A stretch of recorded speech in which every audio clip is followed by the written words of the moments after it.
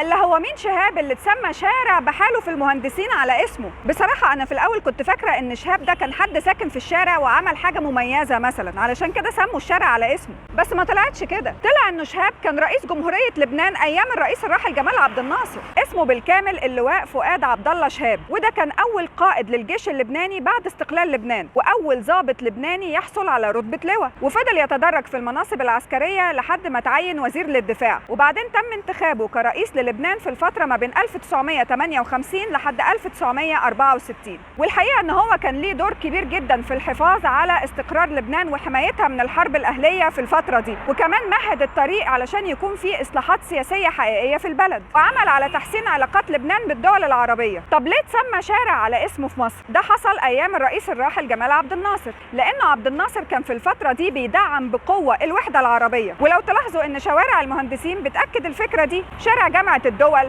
شارع العراق، ميدان لبنان، شارع دجله، شارع السودان، وشهاب.